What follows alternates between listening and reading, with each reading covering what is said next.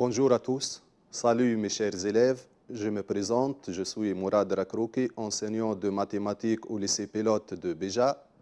Le travail que je vais vous présenter aujourd'hui a été élaboré par mes chers collègues M. Hossein Hrouz et M. Mohamed Hedi Ghomriani et par moi-même sous la direction pédagogique de M. l'inspecteur général Béchir Souissi. Cette séance est destinée pour les élèves de la 4e année section mathématiques, au cours de laquelle on va étudier le chapitre divisibilité dans Z. Je vais vous présenter maintenant le plan de cette séance, donc plan de la séance. On va commencer par le lemme de Gauss, démonstration et application. On va définir la divisibilité dans Z.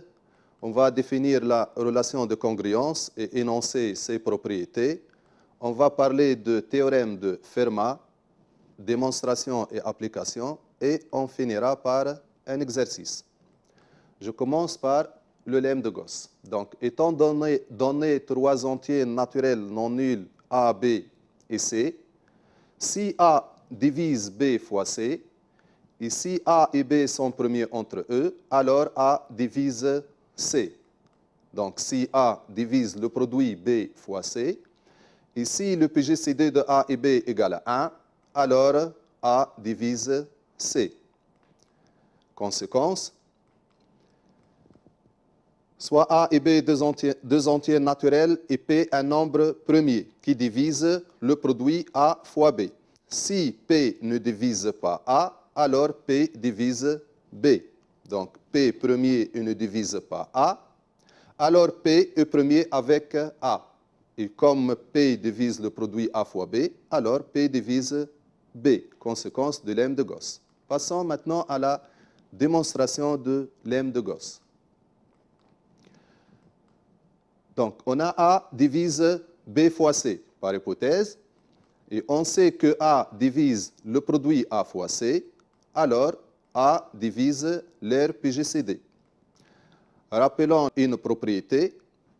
Si A, B et K sont trois entiers naturels non nuls, le PGCD de KA et KB égale à K fois le PGCD de A et B. Conséquence, A divise C fois le PGCD de A et B. Or, par hypothèse, on a le PGCD de A et B égale à 1. Donc, A divise C fois 1, c'est-à-dire A divise C. Passons à une application maintenant. La première question, déterminer le PGCD de 104 et 39. Et la deuxième question, résoudre dans n au carré l'équation 104x égale 39y. Réponse.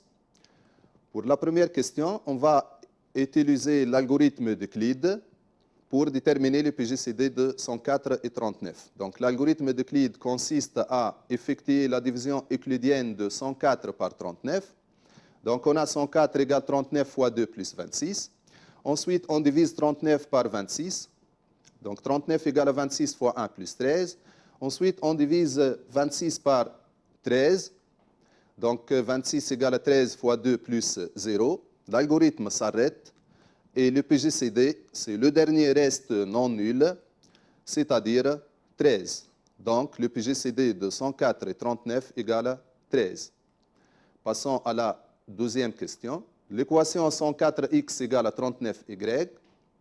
Puisque le PGCD de 104 et 39 égale à 13, donc on peut diviser de deux côtés par 13.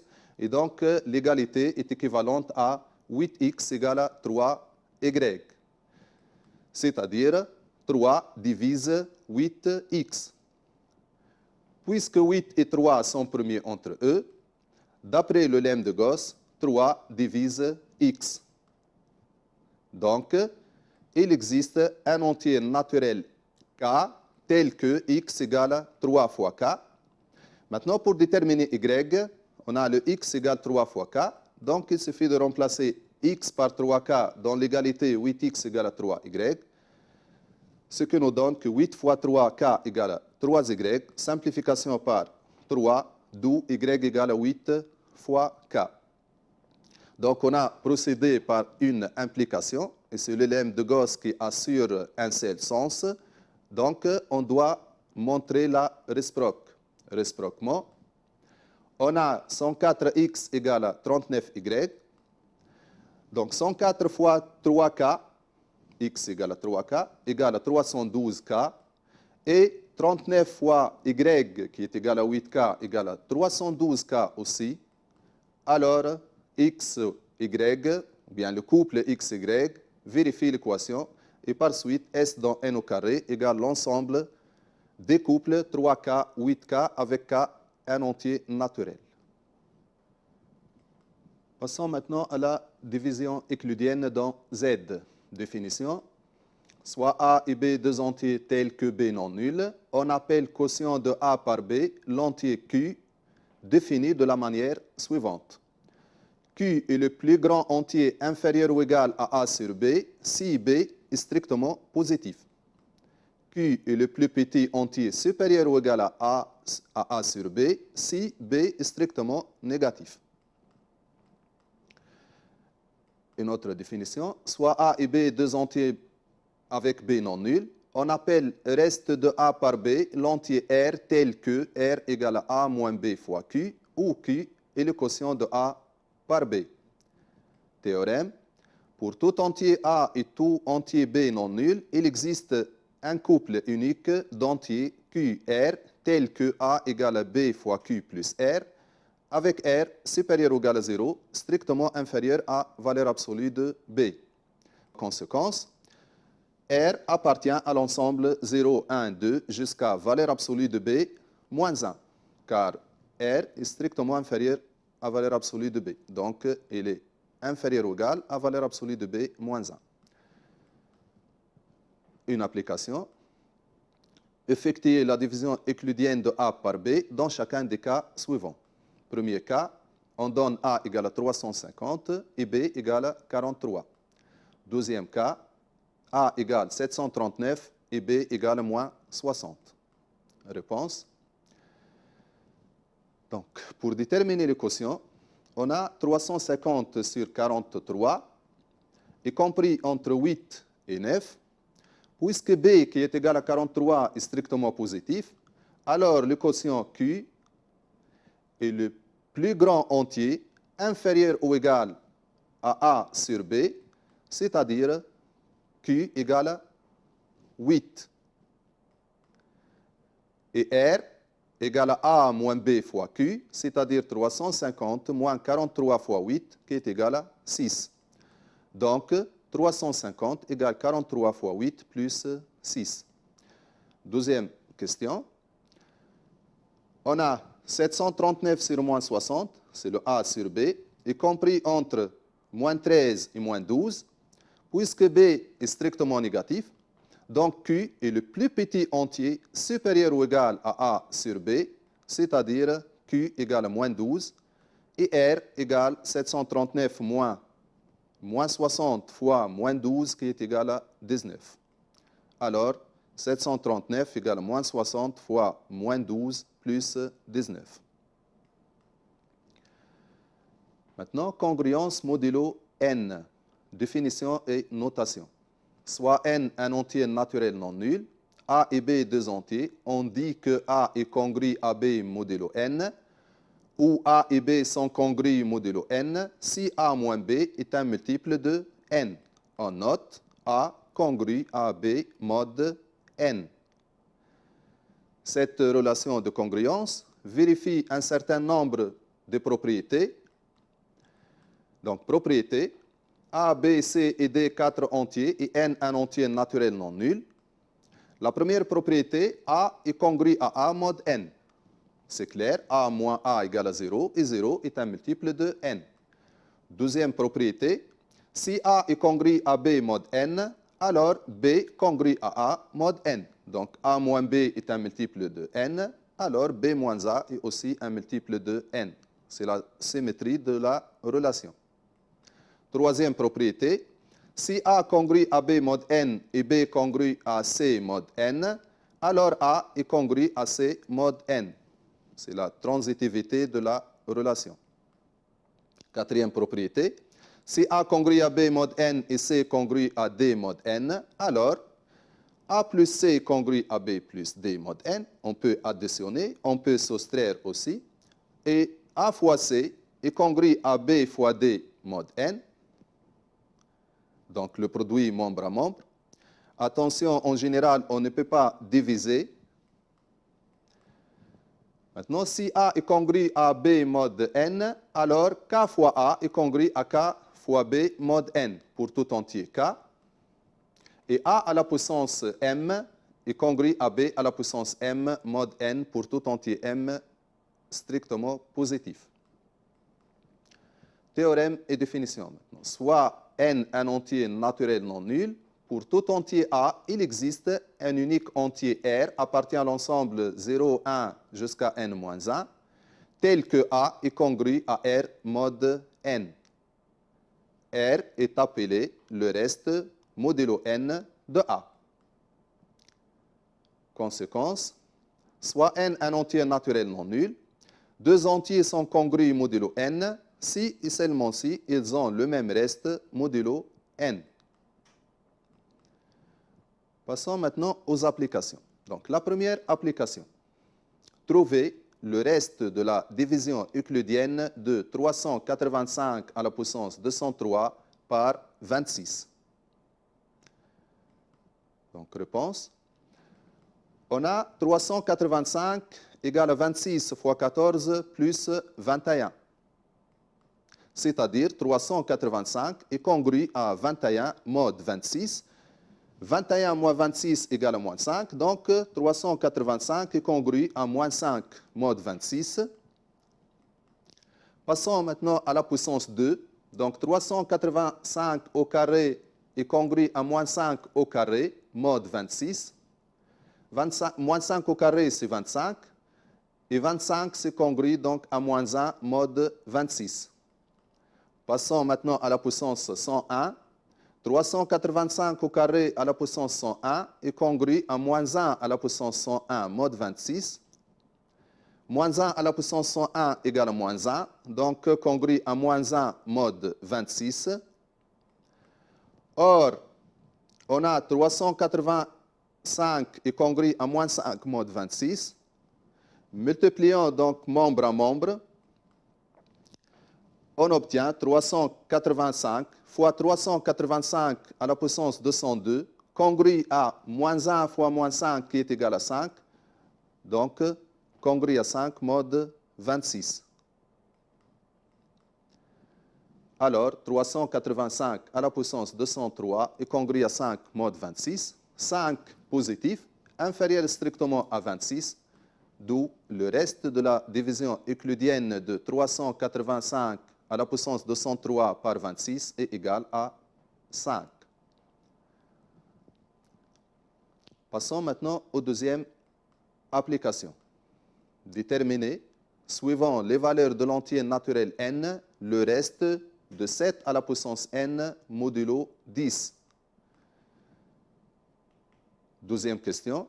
En déduire le chiffre des unités de 7 à la puissance 7 à la puissance 7. Le nombre 7 à la puissance 7 à la puissance 7 est une puissance de 7 où l'exposant est 7 à la puissance 7. Passons à la correction. Pour la première question, donc, on a 7 à la puissance 0 congru à 1 mod 10. 7 à la puissance 1 congru à 7 mod 10. 7 au carré qui est égal à 49 congru à 9 mod 10. 7 au cube qui est égal à 7 au carré fois 7 à la puissance 1 qui est égal à 9 fois 7 qui est égal à 63 et 63 congru à 3 mod 10. 7 à la puissance 4, c'est 7 au cube fois 7 à la puissance 1, 3 fois 7 égale à 21 et 21 congru à 1 mod 10. Donc on remarque que les restes se reproduisent périodiquement de 4 en 4. C'est-à-dire, si n égale à 4k, alors 7 à la puissance n est congru à 1 mod 10. Si n s'écrit sous la forme 4k plus 1, alors 7 à la puissance n est congru à 7 mod 10. Si n s'écrit sous la forme 4k plus 2, alors 7 à la puissance n congru à 9 mod 10.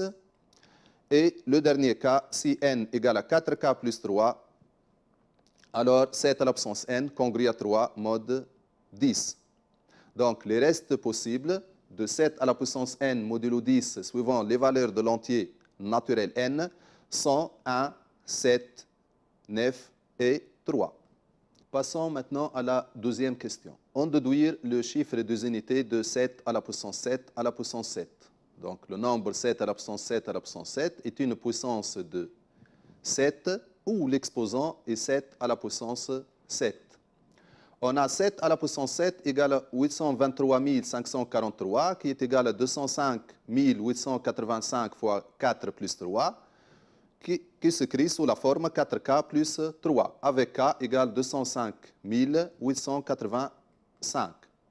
Donc 7 à la puissance 7 à la puissance 7 égale à 7 à la puissance 4k plus 3 modulo 10. Donc 7 à la puissance 7 égale à 4k plus 3.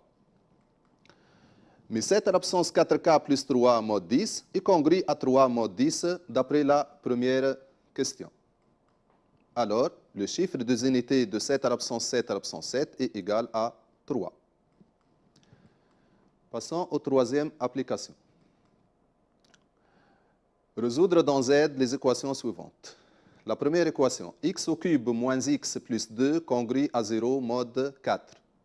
Deuxième équation, 66x congrue à 4 mode 31. Et la troisième équation, 3x congrue à 1 mode 12. Réponse. Pour la première équation, donc x au cube moins x plus 2 congrue à 0 mode 4. Pour la résolution, on va utiliser un raisonnement de disjonction de k au moyen d'un tableau de congruence. Donc, le reste modulo 4 de x sont 0, 1, 2, 3. Maintenant, le reste modulo 4 de x au cube, donc sont 0 au cube qui est égal à 0, 1 au cube qui est égal à 1, 2 au cube qui est égal à 8 et 8 congrue à 0 mode 4, 3 au cube 27 et 27 congrue à 3 mode 4. Maintenant, reste modulo 4 de x au cube moins x plus 2. Donc, x au cube moins x plus 2, c'est-à-dire 0 moins 0 plus 2 qui est égal à 2, 1 moins 1 plus 2 qui est égal à 2, 0 moins 2 plus 2 qui est égal à 0, et 3 moins 3 plus 2 égale à 2. Donc, d'après le tableau, on remarque que x au cube moins x plus 2 est congru à 0 mode 4, signifie x congru à 2 mode 4. Et par suite, l'ensemble des solutions dans Z de l'équation est 4k plus 2 avec k appartenant à Z. Passons à la deuxième équation. 66x congru à 4 modulo 31. Donc, il est possible d'utiliser un tableau, mais on remarque que les restes de x mode 31 sont de 0 à 30, donc 31 valeurs. Et ça va prendre beaucoup de temps si on utilise donc un tableau de congruence. Donc, on va résoudre l'équation autrement. On a 66x congru à 4 mode 31, signifie 4x plus 62x congru à 4 mode 31. 62x est un multiple de 31, donc congru à 0 mode 31. Et donc l'équation est équivalente à 4x congru à 4 mode 31. En retranchant 4 de deux côtés et en factorisant par 4, on obtient 4 facteur de x moins 1 congru à 0 mode 31. Signifie 31 divise le produit 4 fois x moins 1. Comme 31 et 4 sont premiers entre eux, alors, d'après le lemme de Gauss, 31 divise x moins 1. Ou encore, x congru à 1 mode 31. Donc, on a procédé par une implication. Donc, on doit montrer la réciproque. On a x congru à 1 mode 31. L'équation, c'est 66x congru à 4 mode 31. Donc, il faut montrer que x, solution de l'équation. Donc, on a x congrue à 1 mode 31. Donc, multiplions par 66 de deux côtés. Alors, 66x congrue à 66 mode 31. 66, c'est 4 plus 62. Donc, congrue à 4 mode 31, puisque 62 est un multiple de 31. Et donc, x, solution de l'équation. Conclusion, S dans Z égale l'ensemble 31K plus 1. Troisième équation, 3x congrue à 1 mode 12. Donc, multiplions par 4 de deux côtés. Alors, 12x congrue à 4 mode 12. 12x est un multiple de 12. Alors, 0 congrue à 4 mode 12, ce qui est impossible. Et donc, S dans Z égale l'ensemble vide. Passons maintenant à une activité dont l'objectif est de démontrer le théorème de Fermat. Lisons l'activité. La première question, soit P un nombre premier et K appartient à l'ensemble 1, 2 jusqu'à P moins 1. Première question, petit a, vérifier que K fois CPK égale à P fois CP moins 1, K moins 1. Question B, on déduire que P divise CPK. Deuxième question A, montrer par récurrence que pour tout entier naturel A et tout nombre premier P, on a A à la puissance P congrue à A mode P. Question B, on déduire que pour tout entier naturel A et tout nombre premier P ne divisant pas A, on a A à la puissance P moins 1 congrue à 1 mode P. Passons à la correction. Donc, rappelons d'abord que si n et k sont deux entiers naturels tels que k compris entre 0 et n, on a Cnk. Par définition, c'est le nombre de parties à k éléments d'un ensemble à n éléments. Donc, évidemment, c'est un entier. Et il est égal à factoriel n sur factoriel k fois factoriel n moins k. Pour la première question, vérifier que k fois cpk égale à p fois cp moins 1, k moins 1. Pour tout k appartient à l'ensemble 1, 2 jusqu'à p moins 1, on a k fois cpk égale à k fois cpk, par définition, c'est factoriel p sur factoriel k fois factoriel p moins k. Factoriel p égale à p fois factoriel p moins 1. Factoriel k égale k fois factoriel k moins 1 fois factoriel p moins k. En simplifiant par k, donc on obtient p fois factoriel p moins 1 sur factoriel k moins 1 fois factoriel p moins 1 égale p fois cp moins 1 k moins 1. Alors, k fois cpk égale à p fois cp moins 1 k moins 1 pour tout k appartient à l'ensemble 1, 2 jusqu'à p moins 1. Question B, on déduire que p divise cpk. Donc, on a montré dans la première question A que k fois cpk égale à p fois cp moins 1 k moins 1. Donc, p divise le produit k fois cpk. Or, P est un nombre premier supérieur strictement à K, donc P est premier avec K. Et par suite, d'après le lemme de Gauss, P divise CPK. Deuxième question, petit a. Montrer par récurrence que pour tout entier naturel A et tout nombre premier P, on a A à la puissance P congrue à A mode P. Donc, raisonnement par récurrence sur A. Pour A égale à 0, on a 0 à la puissance P et congrue à 0 mode P. Donc la propriété est vraie pour A égale à 0. Maintenant, soit A appartient à N, supposons que A à la puissance P est congrue à A mode P, montrant que A plus 1 à la puissance P est congrue à A plus 1 mode P. Je vous rappelle la formule de binôme de Newton. Pour tout réel A et B, on a A plus B à la puissance n égale à la somme k allant de 0 à n de Cnk fois A à la puissance k fois B à la puissance n moins k. Donc, en appliquant cette formule à A plus 1 à la puissance P, donc égale la somme k allant de 0 à P de Cpk fois A à la puissance k fois 1 à la puissance P moins k qui est égal à 1. Et donc, la somme égale à 1 plus Cp1 fois A pour k égale à 1, plus Cp2 A au carré pour k égale à 2, jusqu'à A à la puissance P, le dernier terme pour k égale à P. D'après la première question petit b, on a montré que P divise Cpk. Donc P divise tous les multiples de Cpk, en particulier P divise Cpk fois A à la puissance k. Donc P divise leur somme. Ou encore, la somme Cp1 fois A plus Cp2 fois A au carré plus jusqu'à Cp, P-1 fois A à la puissance P-1 est congrue à 0 mode P.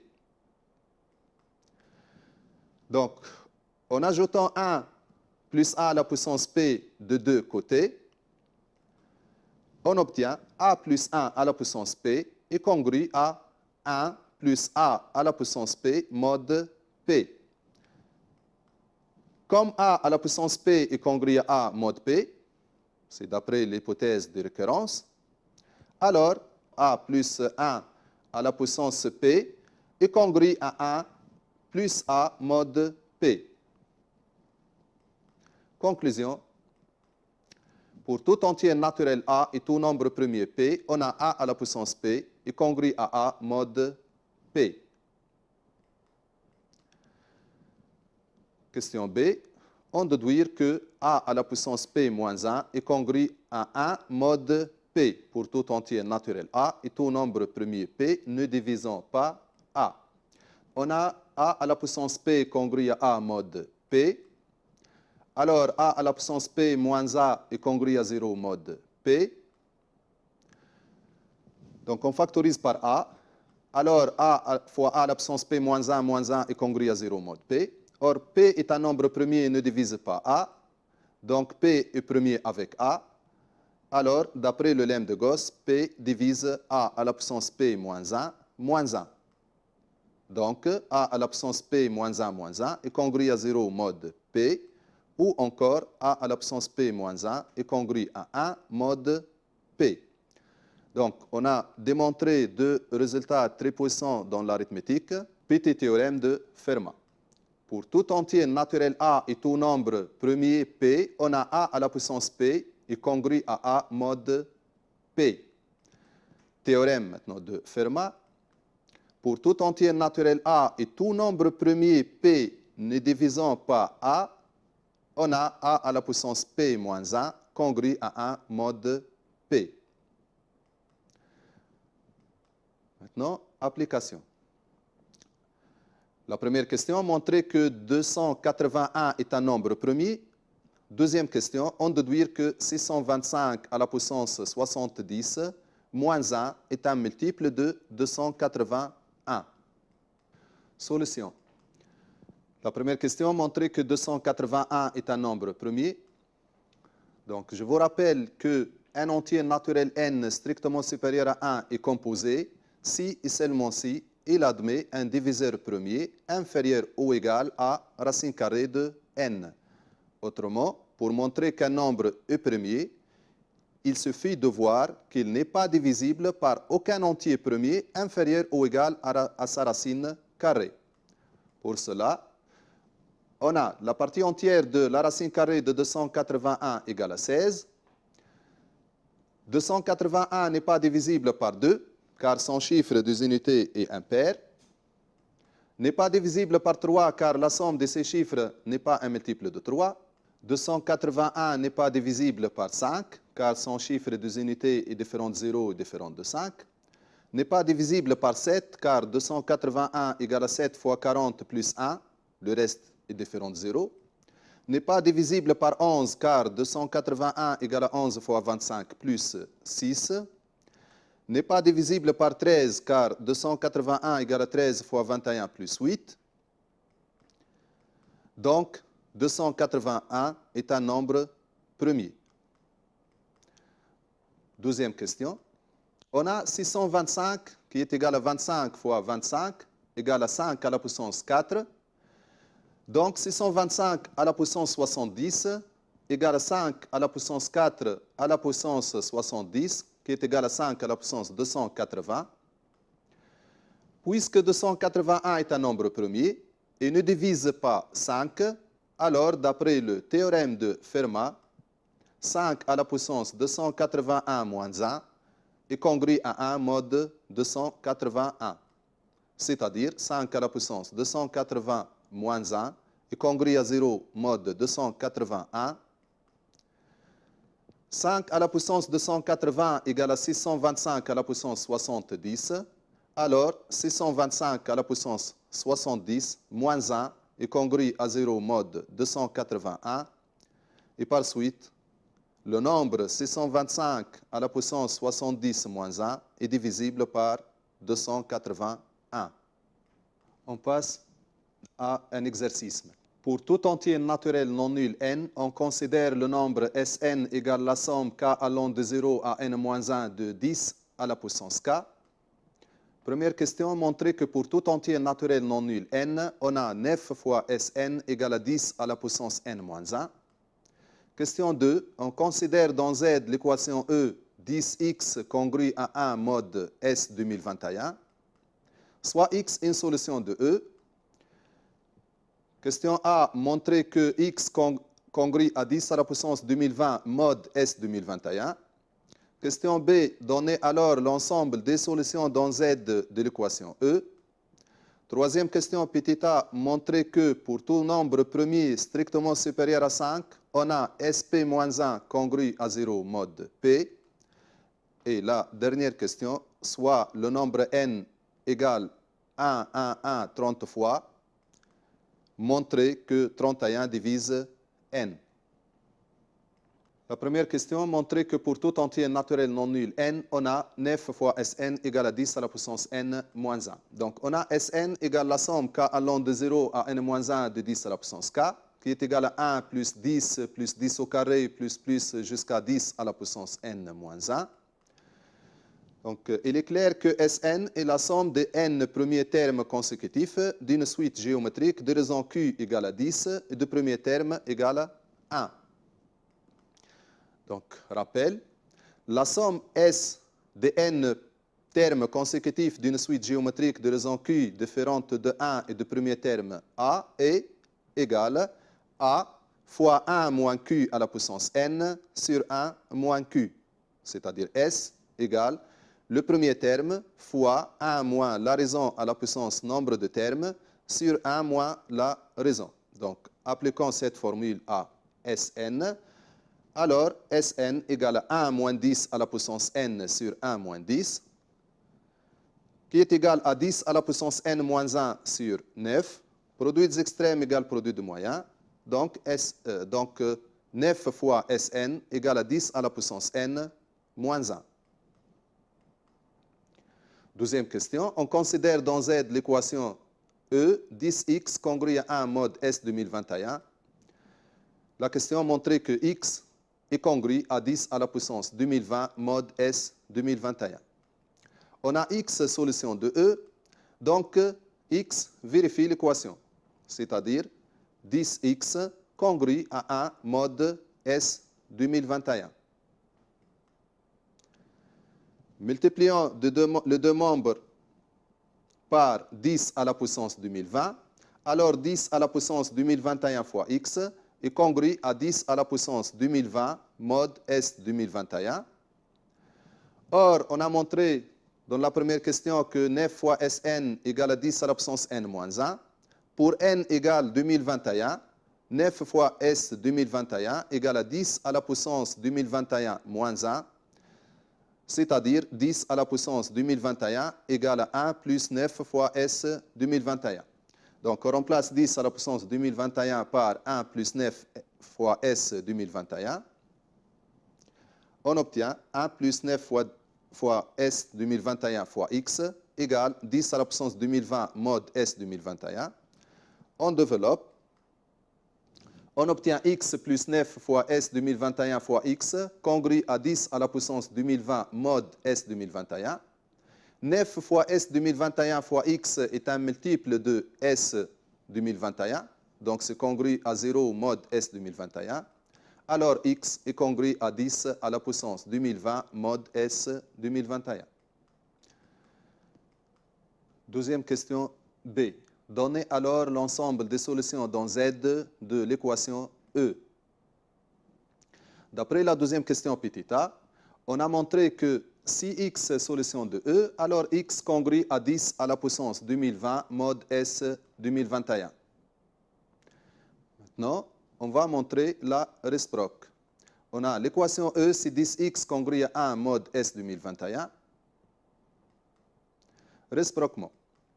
On a X congrue à 10 à la puissance 2020 mod S 2021. Donc, multiplions par 10 de deux côtés. Alors, 10X congrue à 10 à la puissance 2021 mod S 2021. On a 10 à la puissance 2021 égale à 1 plus 9 fois S 2021. Alors, 10X congrue à 1 plus 9 S 2021 mod S 2021. 9 fois S 2021 est un multiple de S 2021. Alors, 10X congrue à 1 mod S 2021. Conclusion, l'ensemble des solutions dans Z de l'équation E est 10 à la puissance 2020 plus S 2021 fois K, avec K appartient à Z. Troisième question maintenant, petit a. Montrez que SP-1 est congru à 0 mod P.